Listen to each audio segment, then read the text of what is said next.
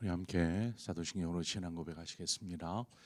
나는 전능하신 아버지 하나님 전지의 창조주를 믿습니다. 나는 그의 유일하신 아들 우리 주 예수 그리스도를 믿습니다.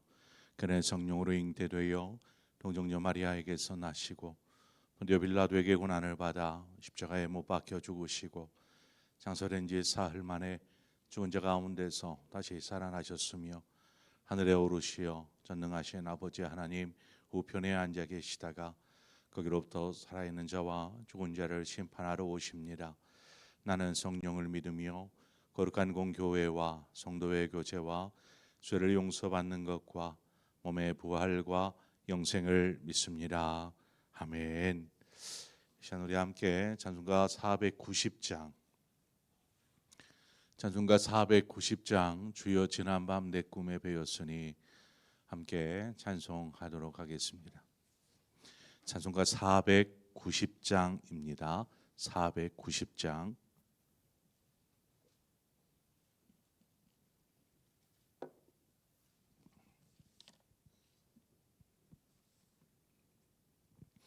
주여 지난밤 꿈에 배었으니 그 꿈 이루어 주옵소서.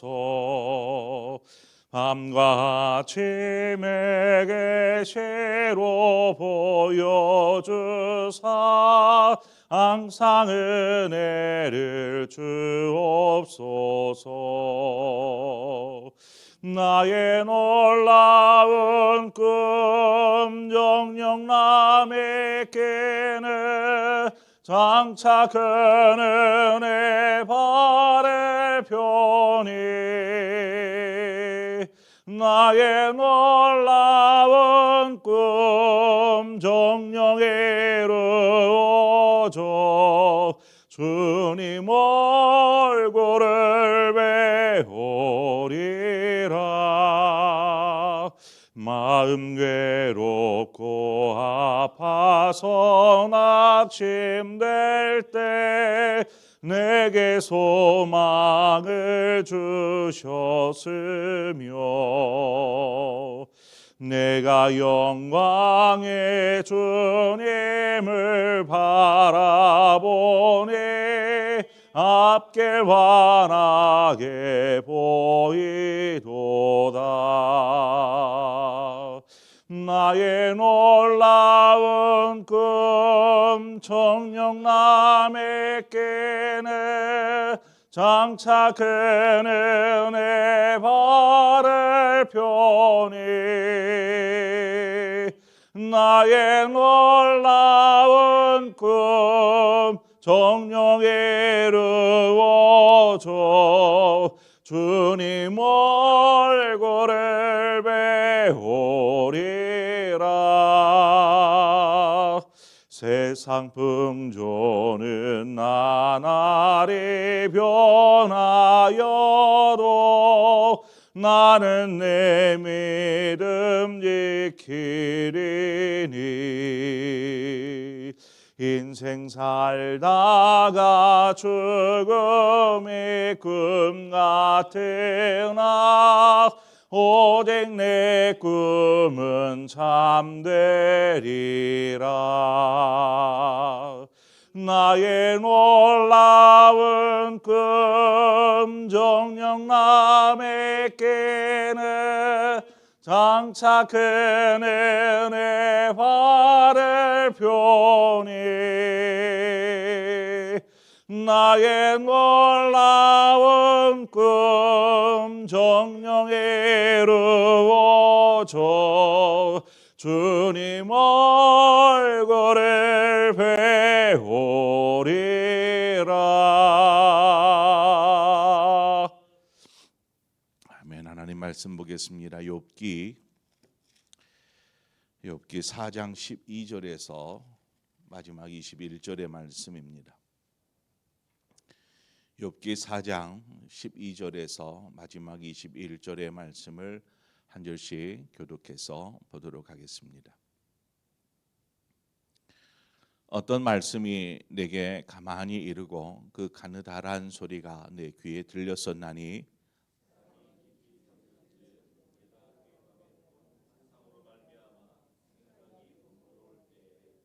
두려움과 떨림이 내게 이르러서 모든 뼈마디가 흔들렸느니라.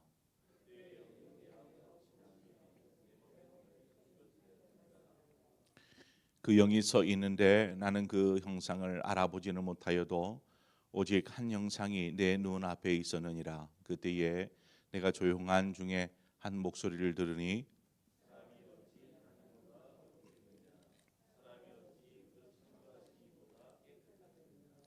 하나님은 그의 종이라도 그대로 믿지 아니하시며 그의 천사라도 미련하다 하시나니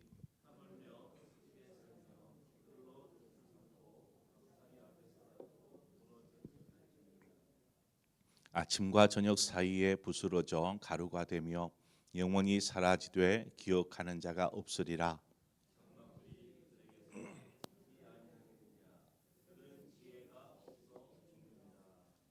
아멘. 오늘 본문의 내용은 엘리바스가 요백에 이제 이야기합니다. 그 이야기의 이제 두 번째 변론이라고 할 수 있습니다. 엘리바스가 두 번째 변론을 할 때의 내용은 전체적으로 우리가 보면 알 수 있지만 개인의 영적 체험에 근거한 이야기였습니다. 엘리바스의 영적 체험, 이것은 한 영이 고요함 중에 세미한 음성으로 말씀하는 내용이죠.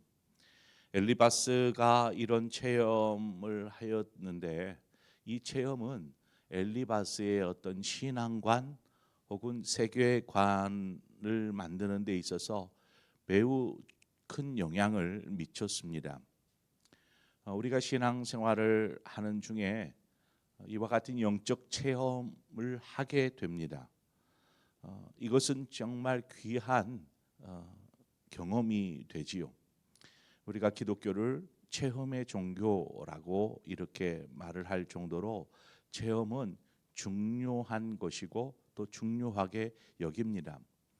그러나 여러분 기억해야 될 것은 체험이 우리의 신앙의 기초가 되는 것은 아닙니다. 그리스도인의 신앙의 기초는 오직 진리의 말씀, 바로 이것이 우리의 신앙의 기초가 되어야 합니다. 내가 경험한 것, 내가 체험한 것만 믿는 것이 아니라 우리가 믿어야 할 것은 바로 하나님의 말씀, 진리의 말씀이다라는 것입니다.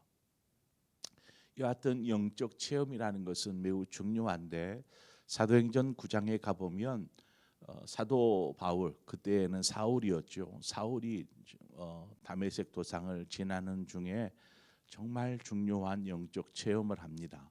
갑자기 하늘로부터 빛이 비치기 시작하였고 그곳에 두려워 땅에 엎드립니다. 그때에 사울에게 주님의 음성이 들리죠. 사울아 사울아 내가 어찌하여 나를 박해하느냐. 누구십니까? 할 때에 나는 내가 박해하는 예수라, 이 말을 듣게 됩니다. 이 체험이 사울의 삶을 완전히 송두리째 바꿔버리게 됩니다. 그만큼 영적 체험은 삶의 큰 변화를 가져오곤 합니다. 자, 그렇다면 우리가 신앙생활하는 중에 경험하게 되는 영적 체험이라는 것을 어떻게 이해해야 할까요? 어떻게? 여러분, 우리가 경험하는 영적 체험을 너무 맹신해서는 안 됩니다. 이 맹신하기보다 먼저 우선해야 될 것이 분별입니다. 분별. 이 영적 체험이 어떤 성령에 의한 것인지 아니면 사단에 의해서 경험되어진 것인지 이것을 분별할 수 있어야 합니다. 사탄도 영적 존재이기 때문에 이와 같은 일을 행할 수 있습니다. 환상 중에 나타날 수도 있고요. 혹은 어떤 음성이 들릴 수도 있고요. 이와 같은 일들이 단순히 전부 하나님, 성령님에 의해서 이루어진 것이다라고 우리가 생각해서는 안 됩니다. 요한 1서 4장 1절에 보면 사랑하는 자들아, 영을 다 믿지 말고 오직 영들이 하나님께 속하였나 분별하라. 많은 거짓 선지자가 세상에 나왔습니다. 이렇게 말하고 있습니다. 그래서 어떤 영적 체험이 참 중요한데, 이 체험이 자신이 경험되어진 그런 일들이 그냥 맹신하여서 내가 경험했다라고 믿어버려서는 안 돼. 이것이 정말 성령을 통해서 우리에게 체험되어진 영적 체험인지 아닌지를 분별할 수 있어야 합니다. 그래서 우리가 영적 체험을 바르게 이해하고 또 이것을 너무 맹신하거나 혹은 과하게 강조하여서 우리의 신앙의 어떤 균형이 무너뜨려져서는 안 되는 것입니다. 자, 그러면 우리가 영적 체험이다라는 것을 어떻게 구분할 수 있을까요? 이것이 하나님으로부터 온 것인지 성령을 통해서 우리에게 체험되어진 것인지 아닌지를 어떻게 구분할 수 있겠는가라는 것입니다. 바른 영적 체험은 하나님의 뜻 가운데 이루어진 것이고 뿐만 아니라 그것이 성경에서 가르치는 가르침과 일치합니다.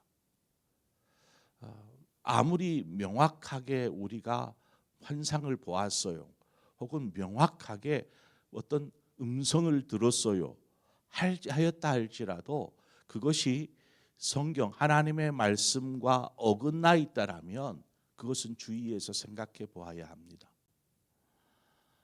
또한 영적 체험이 어떤 자기 자랑을 삼는다거나 혹은 공동체를 분열시키는 원인이 된다라면 그것은 성령의 역사 가운데 이루어진 것이라고 할 수 없습니다.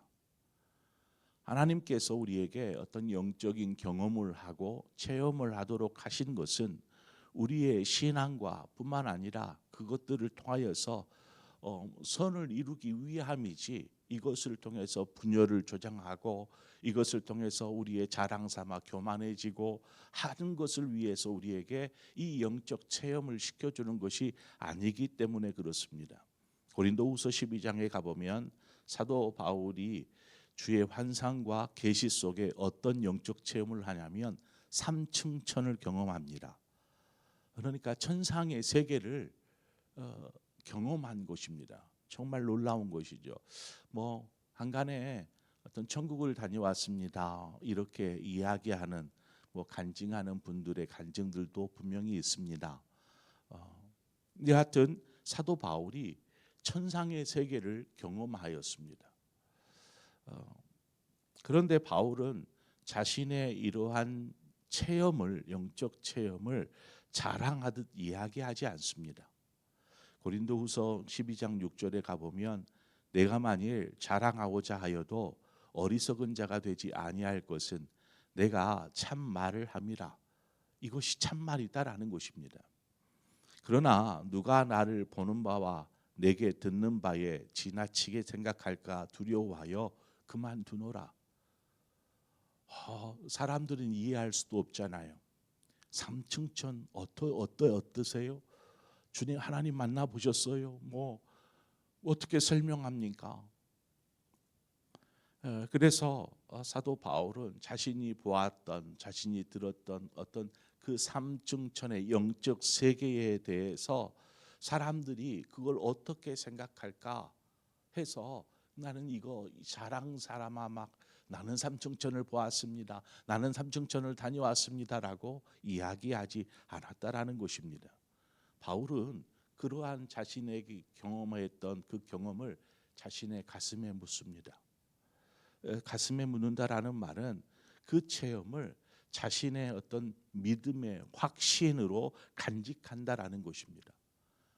그것을 통해서 자신의 믿음을 더 굳건히 하고, 그래 내가 결국 그 나라에, 그 하나님 나라에 이를 거야라는 이 믿음 안에 자신의 믿음을 더 단단히 하였다라는 것입니다.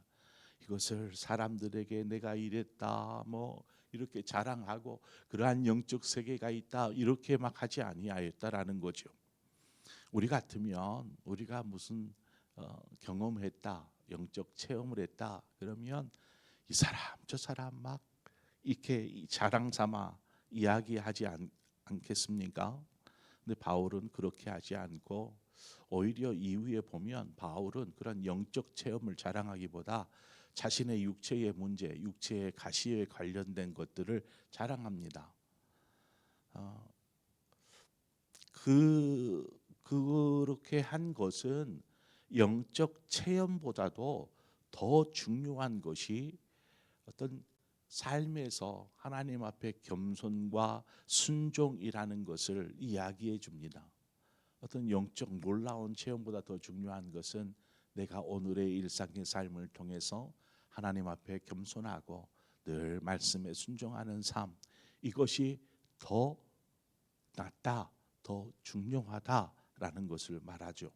자, 오늘 본문에 엘리바스가 이 영적 체험을 통해서 어떤 한 영의 세미한 음성을 듣게 됩니다. 17절에 가보면 사람이 어찌 하나님보다 의롭겠느냐, 사람이 어찌 그 창조하신 이보다 깨끗하겠느냐, 그 뒤에도 좀 나오는데 이러한 음성을 듣게 됩니다.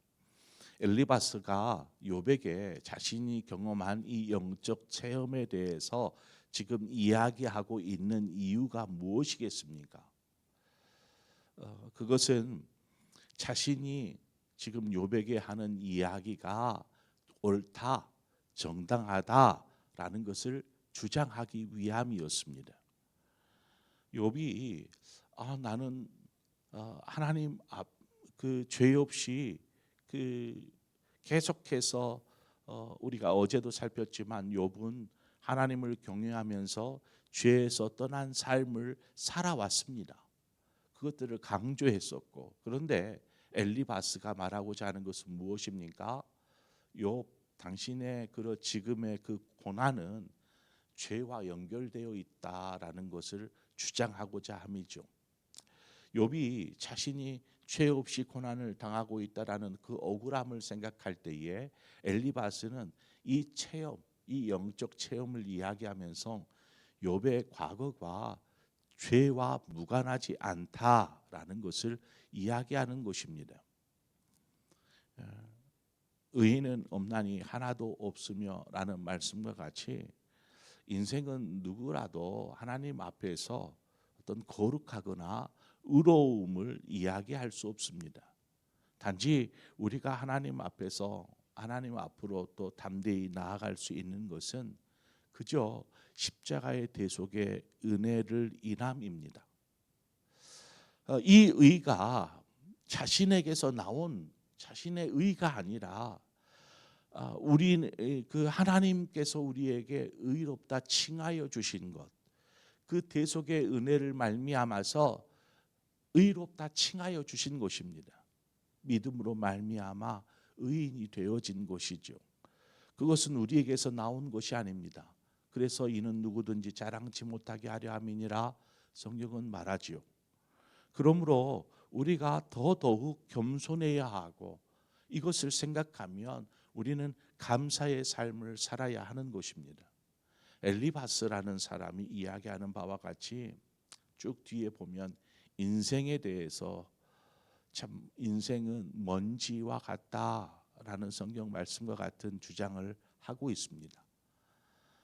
인생은 먼지, 곧 무가치하고 허무한 것이다라는 것을 이야기하죠. 하지만 여러분 그렇습니다. 인생은 어떻게 보면 때가 되면 한 줌의 재가 됩니다. 그렇지 않습니까? 아무리 뛰어나고 아무리 잘난 사람도 어느 순간이 되면 우리는 한 줌의 재가 될 것입니다. 그걸 보면 참 허무하다. 인생이 무엇인가? 이런 생각들을 하지 않겠습니까? 그것처럼 우리의 인생은 참 허무한 무가치한 인생이다 이렇게 말할 수 있지만 그런 인생을 하나님께서 가치 있는 존재, 가치 있는 인생이 되게 하셨다라는 것입니다. 고린도후서 4장 7절에 가보면 우리가 이 보배를 질그릇에 가졌으니 이는 심히 큰 능력은 하나님께 있고 우리에게 있지 아니함을 알게 하려 함이니라. 그렇습니다. 우리 안에 보배가, 질그릇에 보배가 담기듯 그저 볼품없고 그냥 순간 깨지고 연약한 그러한 질그릇에 보배가 담겨 있는 것처럼 우리 안에 먼지와 같은 인생을 사는 우리 안에 예수의 생명이 담겨 있다라는 것입니다. 그로 말미암아 우리가 가치 있는 존재로, 가치 있는 인생으로 바뀌게 된 것이죠. 우리 안에 예수의 생명이 있습니다. 그래서 우리 스스로는 깨닫기를 그저 한편으로 보면은 별로 이렇게 드러낼 것도 없고 자랑할 만한 것도 없고 볼품도 없지만은 우리 안에 있는 이 예수의 생명으로 인해서 우리의 가치가 하나님 앞에서 인정받았다.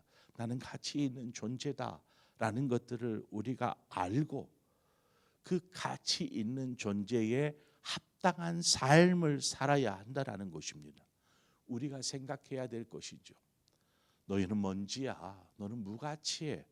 그러한 인생을 살라는 것이 아니라 우리는 하나님 예수의 생명을 품고 있는 정말 가치 있는 귀한 하나님의 자녀다라는 이 믿음으로 오늘을 살아야 한다라는 것입니다. 그 믿음이 우리의 삶을 바꿔가기 시작합니다. 어떤 영적 체험이 사람을 바꾸는 것이 아니라 어떤 우리의 신앙의 삶이 조금씩 조금씩 주님 닮아가는 삶으로 바뀌어져 가는 것이죠. 그것은 예수의 생명을 품고 있는 사람으로 살아야 하는 것이며 더 나아가 우리가 하나님과 사람 앞에서 더없이 겸손해야 할 이유인 것입니다. 왜 겸손해야 합니까? 우리는 하나님의 은혜 아니면 오늘을 살 수 없는 그런 사람들이기 때문에 그렇습니다. 하나님의 존재로 가치 있는 인생이 되었으니 이제 그 가치 있는 인생에 합당한 삶을 살 뿐만 아니라 더없이 그 하나님의 은혜 앞에 베푸신 은혜 앞에 겸손하고 그 겸손이 곧 사람에게도 겸손할 줄 아는 사람, 바로 그러한 사람이 되어야 할 줄 믿습니다.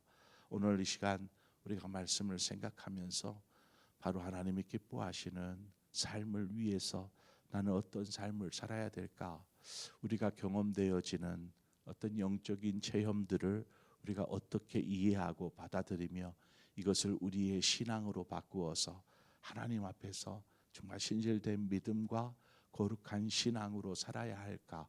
이 부분들을 한번 우리 스스로 안에 되짚어보고 또 하나님이 기뻐하시는 삶으로 우리 자신을 하나님 앞에 드리기를 원합니다. 함께 기도하겠습니다. 하나님 아버지,